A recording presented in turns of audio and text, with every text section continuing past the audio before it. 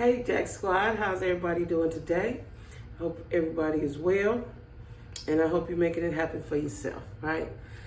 Y'all, I done seen a lot of stuff out here in the world today, right? Now before I get started, there's some stuff I gotta do, and I just had a brain freeze. But before I get started, make sure you're making it happen for yourself. You gotta make it happen for yourself. And an update on the t-shirts. I'm currently looking for a vendor. So what I'm gonna do is buy a few with my logo on it, and then test them out. Cause the t-shirt, like I said, I don't like them hard t-shirts, right? And then I don't want the silk screen or whatever, the print to fade out after you wash it. Like I done bought lots of t-shirts from people and they don't really be worth a damn, right? After you wear it once. And that's not what I want. So, I got to do a little investigating, right? But it's on the list, y'all. Just know that it's on the list, okay? The t-shirts are on the list. And anyway, don't forget to like, share, comment, subscribe, like. Hit the bell so that you'll be notified when I upload new videos. And to my new subscribers, welcome, right? Welcome to Jacquie with a Q, and thank you for being a part of the Jack Squad, right? Now this video, y'all, this commentary is gonna be a little lengthy, because that's why it took so long for me to get it together, because it's gonna be a little lengthy. But you know, I was quite disturbed, and I'll tell you why in a minute. But anyway, let me get all the preliminaries out. My social media information is in the description box, as well as my Cash App, post office box, all of that stuff. Just make sure you guys like. I want you guys to like. I do enjoy the comments, like I've always said. But I'm trying to grow my channel so that I can do this full time, because I enjoy it. I finally found something I enjoy after all these years, right? That was legal. So, I'm trying to grow my channel. So you guys like, and when you watch, just hit the like button, okay? So, today, guys, I'm going to be talking about how to know when you're dating a narcissistic man. Now, this can go both ways, man or women, but I think that narcissism is mostly associated with with men. Not saying that there aren't any narcissistic women, but this is a strong character trait. This is a strong character trait, right? And I did not know until recently that it was actually a disorder. It's a disorder, right? And also, I've been looking into this and researching and reading and stuff for a minute, way back since the Derrick Jackson and all the cheating and all that. I've been researching this for a long time, right? And let me tell y'all something. My ex, the person I was with over a decade, was a narcissist. I never knew that at the time. I just thought he was a self-absorbed person, right? But as I get to reading and researching, I have realized I was dating a narcissist, and that shit was never going to work. And as I read, and this is another reason why it took me long, I'm going to be very transparent and very vulnerable with this commentary, right? Because it has affected me and it pertains to me. As I was doing this research, again, this is why it took me so long, because I would put it down because it got too heavy as it pertained to my life, right? My previous life. So as I was reading, and this is a disorder, as I was reading, I went through some emotions like sadness, anger, shock, right? Because I was with a narcissist, and the reason why our relationship could never move forward was because he was a narcissist, right? And I was fighting against the grain. Now I realized I was fighting against the grain, not knowing why. I just thought he was an evil motherfucker. But I realized I was fighting against the grain the latter years of the relationship. And I stopped trying. But when I tell y'all I was trying everything, because I thought that love conquered all, and I thought that we could make this work. But the truth of the matter, and once I read y'all these characteristics, this is the reason why it didn't work. It had nothing to do with me. I know I was the best. I was the shit, right? It had nothing to do with me. It was all to do with him, right? Now, it did have something to do with me because I stayed in it much longer than I should have. But, so that's what we're going to be talking about today. I think I have myself mentally prepared to discuss this with y'all, because this is a very important topic, right? Like, it's a lot of, and myself included, it's a lot of hurt people. It's a lot of insecure people.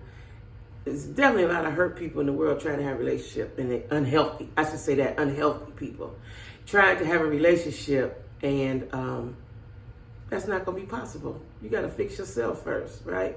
You got to fix yourself, and I know that now, you know. I think I'm about fixed, so come on,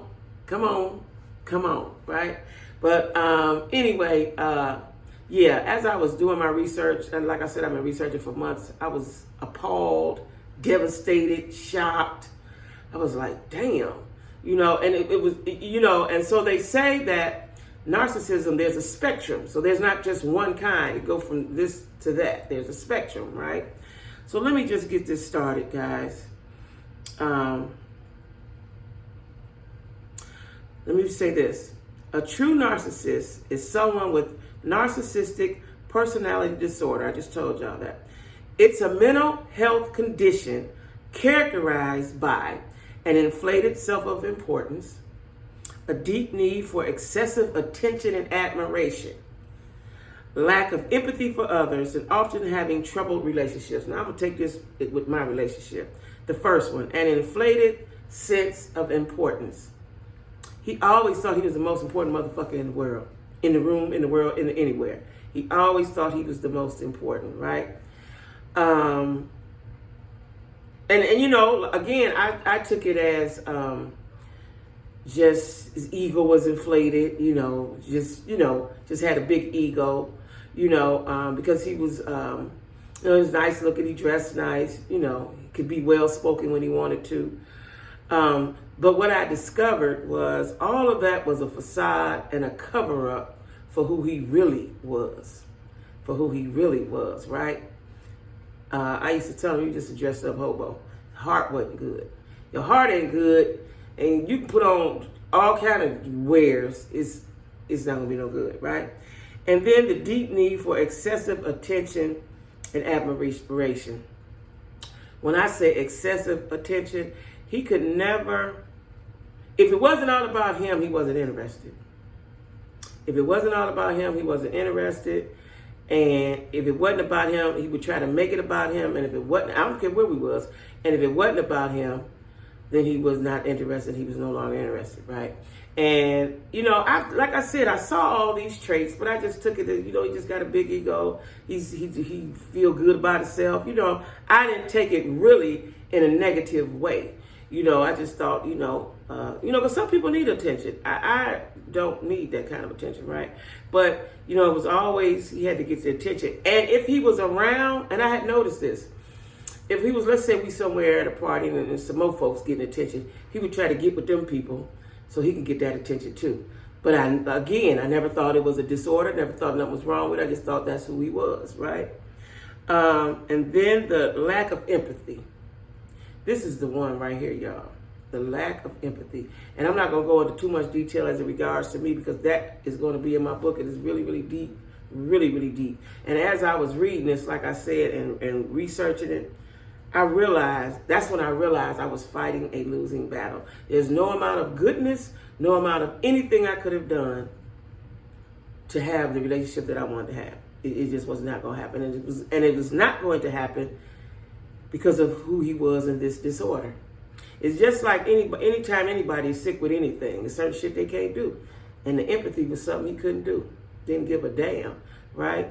He didn't give a damn about how you felt. And I saw it, when you would have discussions, you would have conversation. There was no empathy. I had never met anyone like that in my life. So I didn't even know, I thought most people will feel sorry or have empathy or sympathy for someone He had none. He had none. I took that, initially, like, maybe it might be an event, somebody died, something happened, and he wouldn't cry, just being a strong man, right?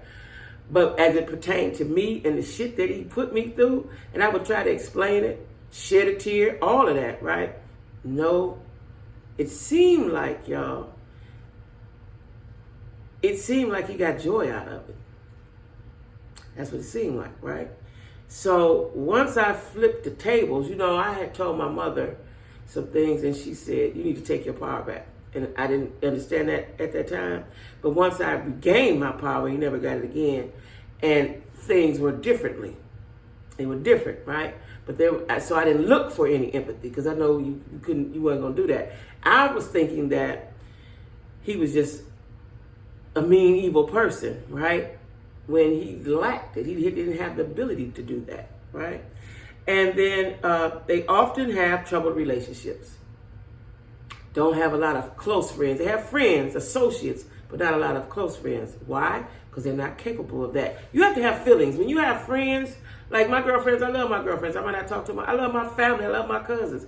I don't talk to them. They know I don't talk to them often. There are some friends that I might not talk to every other month, when I can, because you're busy. We live in life, right? But then when we talk, it's all love. And it's just like I talked to him yesterday. The only people that he was really concerned with were his sisters and brothers. And some of them more than others, right? Anybody else? No concern. No concern, right? Had no heart, and I didn't understand that. And, I would be praying about it and talking about it. And, I just thought he was a mean guy. Now I know. And I don't even believe he knows that he has a disorder. That's the thing. It's one thing to be sick and know what's going on with you. It's another thing to be sick and not know, right? So I'm going to tell y'all, as the people say, what the signs are. Oh, let me read this part because this was important too. So a therapist says it's selfishness at the expense of others, plus the inability to consider others' feelings at all. But you know what? He wasn't. I have seen him give his shirt off, literally off his back, to a guy that didn't have a shirt, literally, right? He give money, he helped the homeless, he do all kind of shit, right? He didn't have a problem with sharing. That's why it was so confusing to me, because he had no problem with sharing with me or anyone else. I never had to ask for anything. He would see what was needed or ask, and then he would handle that. That's why I stayed in it so long. I mean, my needs were being met in that way, right? And when you were a single mother and you struggle, that's a welcoming situation. Somebody gonna look out for you. Don't give a fuck what they need, what he need. You got everything? Okay, y'all good. What else? You need some more? That's what drew me in. But he knew that. He knew that, right? So he knew how to manipulate that whole situation, right? And he led with his money. He led with his pockets and led me, where he wanted me to be, right? And so here are the signs. Here are the signs. Let me see something. Oh, okay. So it says these signs, but there's 9 or 10 of them, but the person only needs to meet 5 to clinically qualify as a narcissist, to clinically qualify, right? So, grandiose sense of self-importance. I told y'all that.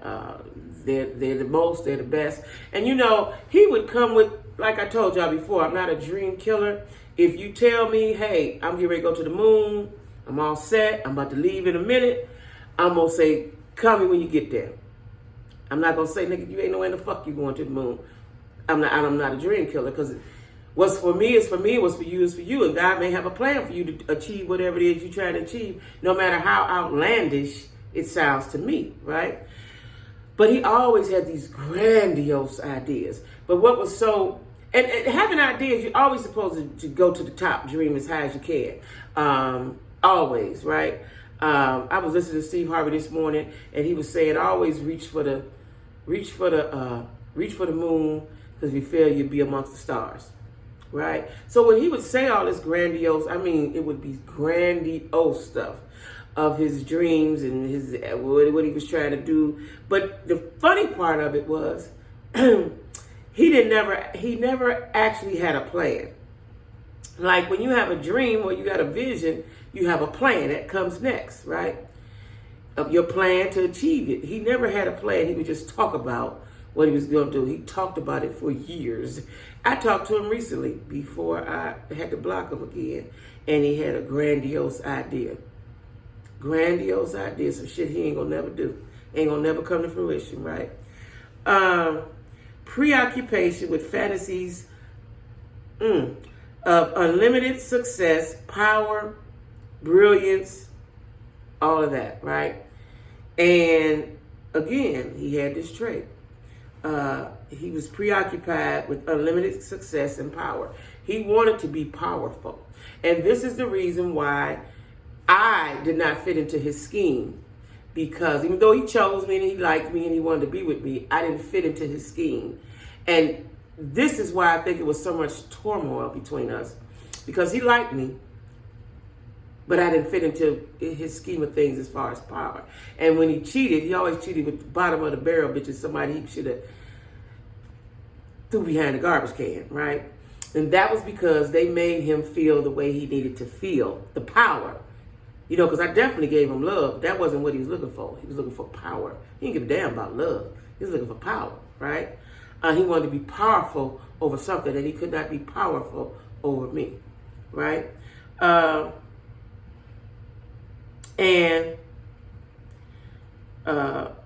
sense of entitlement. That's a big one. And the lack of empathy. We've talked about that. Now, here we go. And this is what they said, because this is what I thought. They said, when someone is wondering if they're dating a narcissist, they generally aren't thinking, do they have NPD, which is narcissistic personality disorder. You don't think they have a disorder. You don't think they have a mental illness. You just think they the shit. That's all, right? It says, please avoid diagnosing your partner in conversation.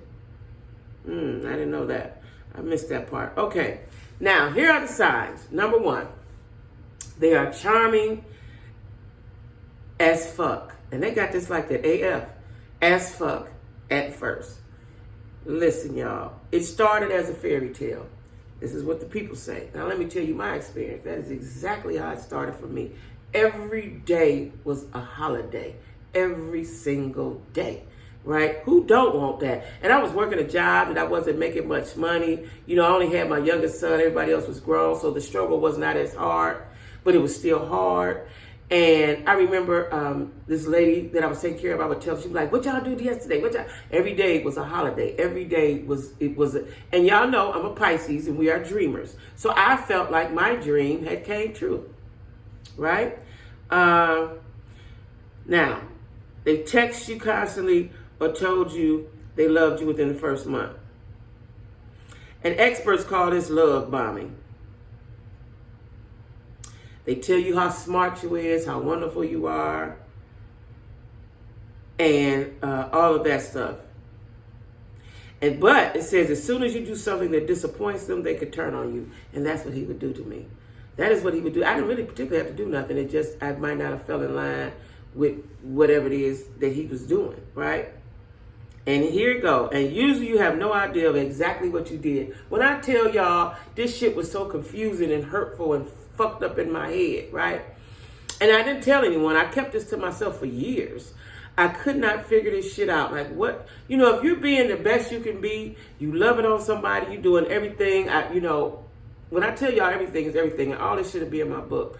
When I tell y'all everything, because for one, I appreciated him because he did change my status in life. So I definitely appreciated him, you know, and like I told y'all, I appreciate anything anybody do for me. You know what I mean? So I appreciated him. And it was the fairy tale, you know, and I thought, as well as his friends, his family, my family, that we were going to get married, right? And you never know what you've done wrong And it's always going to turn into an argument, right? Now then, number 2, they hog the conversation talking about how great they are. I remember I was somewhere, he used to be on the radio, and we was going to the radio station so he could do his little piece on the radio, right? And somebody said, they looked at me, and I knew they were talking to me. And they said, those are some nice shoes. And he said, thank you. You know, it was all kind of little weird stuff like that. Like, he didn't pay me any of attention. It took me years to realize that. He didn't pay me any attention. It was always about him, how good he looked. Always, right? And what he talking about. And if he could not be the one controlling and mastering the conversation, then he wouldn't talk. He could be in a group of people, and if he's not in it, he can go to sleep. Okay, y'all? That's how that went. Number 3, they feed off your compliments. And that's something that I did all the time because I do that to everybody. You look good, it's good. You know, he was a very well-dressed man, and he had good taste, and he wore good clothes, good shoes, good hats, good everything, right? He spent his money, you know, wisely on himself in regards to that, right? So I would always say, you know, you look good, you just, you know, I always would say that. But it was some years went by that I noticed he would never say it to me. Never, right? And I could go out the house and little kids be like, you look cute, ma'am. You know, old ladies, anybody. You know, not alone some men. He never, ever, ever. What he would say was, I see you. What the fuck did that mean? I see you, right?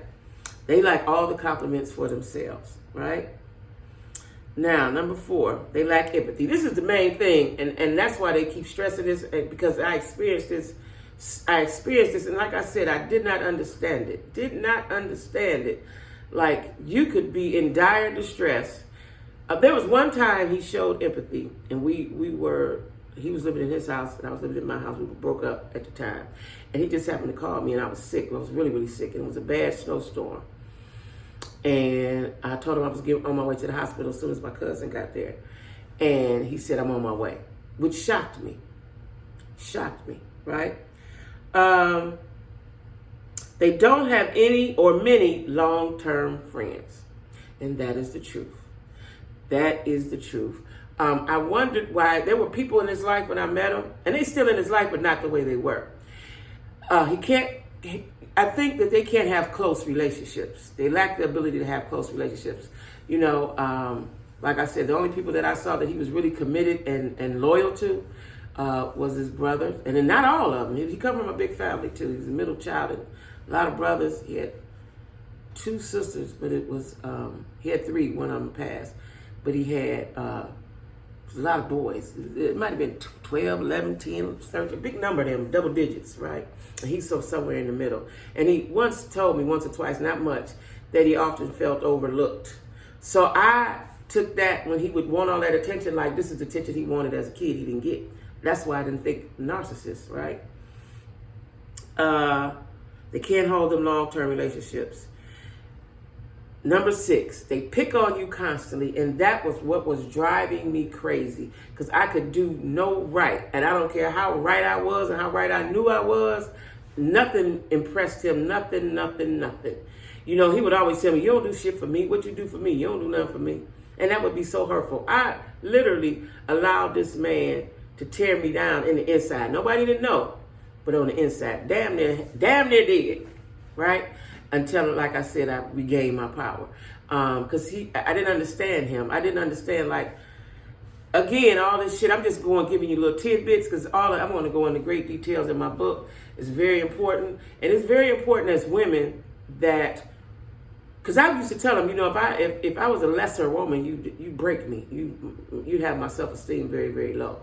You would have my self-esteem low, because I would be second-guessing myself all the time and question myself. And then one day I said, fuck that. It ain't me, it's this nigga. Something wrong with him. Still, not knowing it's narcissism, I was just like, something's wrong with him, right? Number 7. Wait a minute, they got a warning sign. Yeah. Number 7 is They gaslight you. They gaslight you, right? They always want to argue. And then when I tell y'all I fell for that for a number of years, we would get into these big blow up, knock down, drag out arguments. And then it would be so horrible that it would carry on because I'm still mad. Like, because, in my mind, I'm like, I ain't did shit to you. I'm still mad the next day. It would be periods where I wouldn't even speak to him. We in the same house. I wouldn't even talk. Period. I wouldn't talk because I was tired of the arguing. So I said, if I don't say nothing to this nigga, then we can't argue. And he would do that all the time. Gaslight. He would do that. I'm talking about he would do that, y'all. Several times. It would put me into tears, right? Because of the shit that he was saying. You know what I'm saying? And then, like I said, once I gave my power back, then I became angry. I'm like, shit, I'm about to knock your ass the fuck out, right? And your people gonna have to come in here and get you. You know what I'm saying? But it took me years to get to that point, because I was so in love, or thought that I was so in love. And not necessarily with him, because he had the kind, good heart, like I'm saying. It was the things he would say, and we did multiply while we were together. We did put our monies together and do great things. It was just the shit that came with it, y'all. Now, here goes something, I got to tell y'all this. Here goes some of the things of the gaslighting. You feel more anxious and less confident. You, the person, me. You feel less confident. You feel like everything you do is wrong.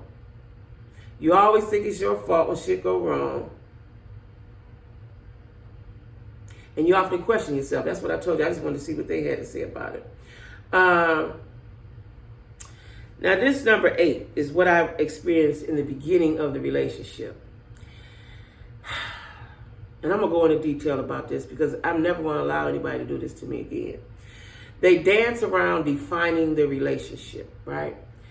And for him, it was hard to say that he was in love. He would say, I show you that I love you.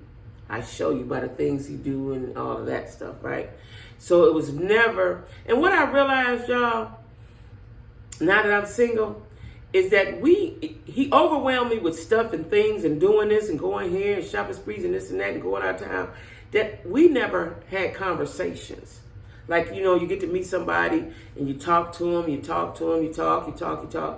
We didn't really date. Like, once he cut into my life, he was in it.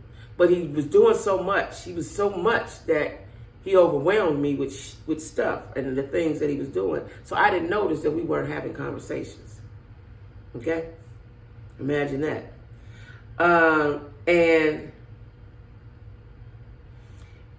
It says that they won't commit. A couple of times people would say, when y'all get married, it's been after maybe a year or so, because his friends was marrying, we was going to weddings, his friends was getting married. And he would get upset about that. And I remember one time he told me, I was thinking about planning something for in the future. And he said, don't plan shit for me in a mean kind of way, right? And this was early on in the relationship. It might have been the second year. It was early on, right? And I took that, And the reason why I took a lot of that shit was because I am used to being abrasive, aggressive, assertive. And I was working on being a better me. And so I was trying to tone all that down, and I said, okay, well, and he was older than me. I said, well, maybe this is what you have to go through, because you have to remember, y'all, I haven't really never been in no serious relationship. I've been in relationships, but they wasn't serious. They didn't really give a fuck, right? So, and you'll understand that why in my book. But, so I was trying my best. Right? And he never could really fully commit. But he wanted me to be fully committed to him. Okay? And let me tell y'all something. Now I'm going to say that for my book. Okay. Number 9, they think they're right about everything and never apologize. And there's something that he has done to me, and he's still telling a lie about it. Last time I talked to him, he's still telling. I called and asked, because like I said, I got him blocked because it was on my mind that day, and he's still telling a lie. He's never once said Like if you were my man and we've been together all this time, even if you did not do it, you should say, but because he lacks empathy, you should say, Jacquie, I'm so sorry that you feel that way, or something to comfort me. He could never comfort, not when he was wrong. He could never comfort. Never, never, never. Number 10. They panic when you try to break up with them. See, he was fine when we broke up several times. He broke up with me.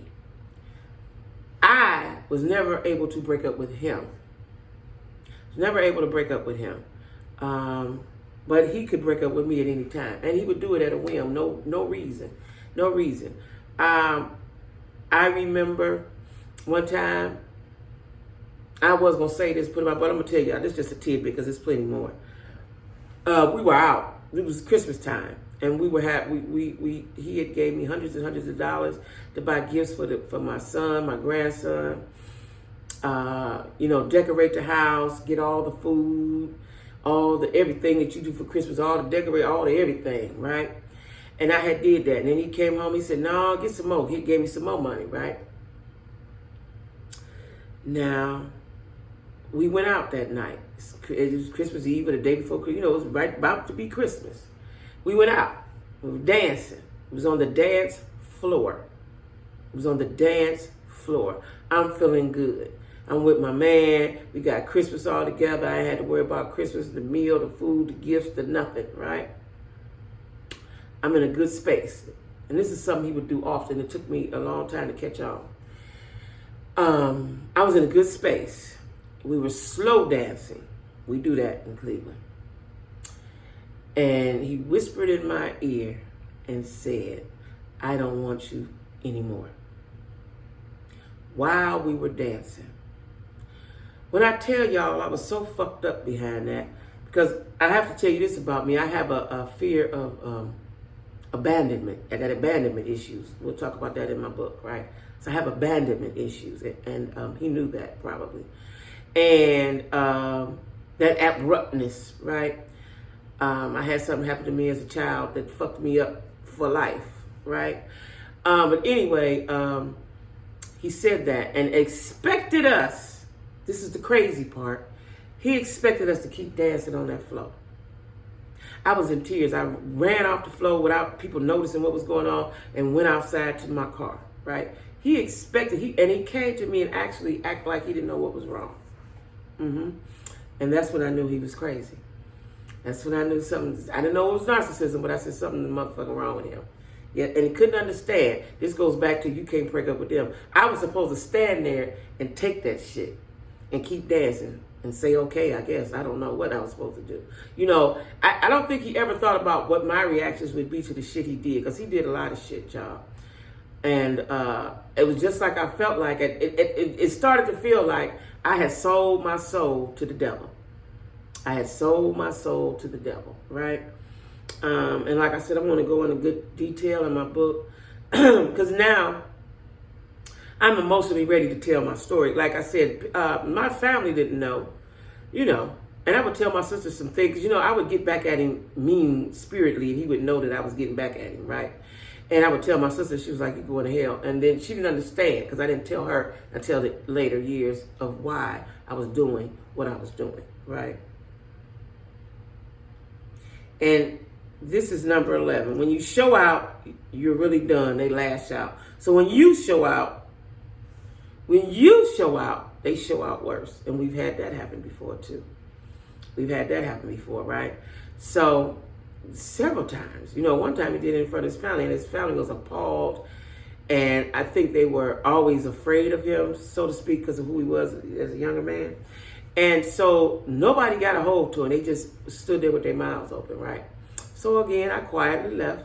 And then we probably argued all the way to wherever we went back home, But like I said, after reading this and reading some other information, doing some other research, I realized what I was fighting a losing battle. So, I was angry initially when we broke up because I felt like I wasted time. That was over. That's a fucking decade of trying to, because I believe in love. I come from a loving Christian family. Even though I've been in the streets all my life, I believe in love. I love my friends. I love my associates, right? And as a Christian woman, somebody to go to church and listen to love all the time, I thought that my love would get him together. But no. Had I known he had a fucking mental disease, a mental disorder, you know, I would have left a long time ago. But again, maybe I wouldn't have, because he was so financially beneficial to me. He was financially beneficial to me, right?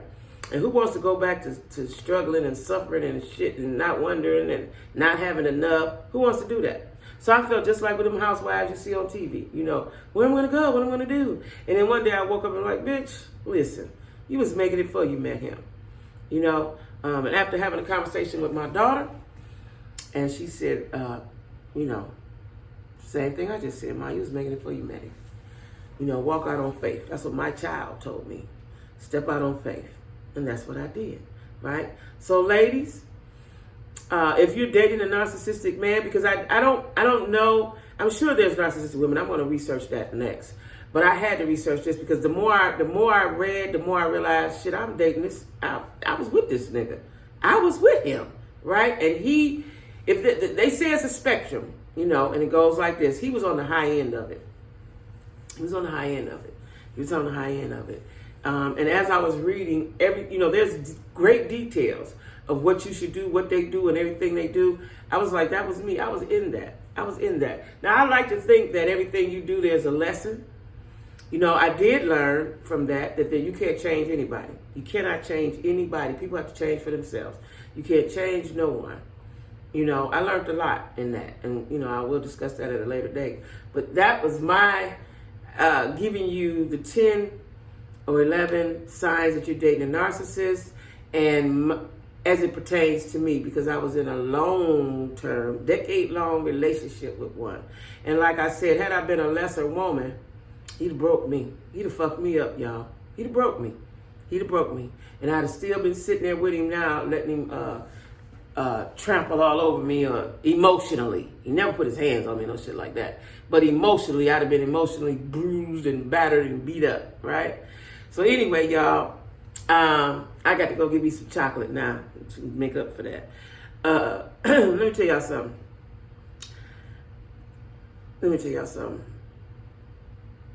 I was looking today. I wasn't going to really talk about this, but I'm going to talk about it. And maybe I'll talk about it tomorrow. I don't know. But it's a lot of shit going on in the YouTube streets, right? Let me just say this to you. If you keep spewing venom and bullshit out your mouth, it's going to come back to you. Whether you believe in God or not. Some people don't believe in God. I believe some people are witches and warlocks and shit, right? Whether you believe in God or not, the universe has a way of correcting its wrongs. That's what I'm going to put there. I'm going to just say that like that. The universe has a way. And I may discuss what I'm talking about in detail, because I was so in shock today, like, damn. You know, karma come quick, y'all. It used to take a long time. Karma's right back at you, right? I ain't set up to do shit to people, because I love people, and I ain't set up to do that. But if you're doing some wrong shit, correct that shit, because karma come right back. So anyway, y'all, make sure you please. Like. I'm trying to increase my subscribership. And the only way to do that is if I get into the algorithm. At least that's what they tell me. I don't know. Share with your friends and your family. Comment. My social media, everything is down in the description box. And hey, I think that's it, y'all. What else? You are the designer of your destiny, right? Sometimes you have to grind a little harder than others, right? But anyway, if you're dating that narcissistic man, ladies, I'm going to tell you to run. You know, I had a girlfriend one time. Let me tell y'all this before I go. I had a girlfriend one time. We were out of town. He would do this a lot. I would go out of town a lot for business and pleasure, whatever, right? This particular time was for pleasure with my good girlfriends. And, you expect your man to call you and see about you. He never would. He knew that's the gaslight. He knew that would irk me. And I can't remember what he said to me when I called him.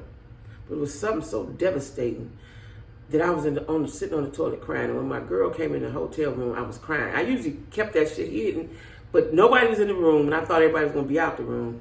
And he called me and said some fucked up gaslighting, fucked up shit to me, and I was in tears right after I hung up. Now, what he don't know, he doesn't know it to this day. One of my girlfriends her husband was best friends with him, right? Or had been. They're not close now, but had been. And found out that he was trying to get to where I was. It was a convention of some sort going on. He was angry that I was there. He never, instead of saying, baby, I'm angry that you're there, I'm mad, I want to be with you, he said some other fucked up shit so I wouldn't have a good time. And he would do that often. And I noticed that through the later years, that we could be having a good time, or I could be having a good time. And before the night is out, before we got home, he'd make sure I have a bad time. And my girlfriend told me, she said, and her husband, which I didn't know they was having problems, they later divorced. And she said, if I were you, I would run. I told her what had happened. I can't even remember what happened. And I told her, and she knew him. She knew him before I did. And she said, matter of fact, these girls I was out were his friends, from his guy friends, wives and girlfriends, that became my friends. And he said, she said, run. If I was you, I would run. Run. And that fucked me up, y'all, because I wasn't ready to run. I was so deep in love, right? Anyway, y'all, that's my story of the time with the narcissist. There's lots more to go to that. And like I said, it'll be in my book, because I was with that man 10 years. I just had to get on here and talk about that, because I did not realize that I was with a narcissist till I started researching this. Did not know it. And it makes a lot of sense to me, because I experienced all of this shit that I talked about. I experienced it all. More than once. More than once, more than twice, more than 5 times. I experienced it for 10 years, okay? So anyway, y'all, thanks for watching Jacquie with a Q. And, I got a good call. Okay, bye-bye.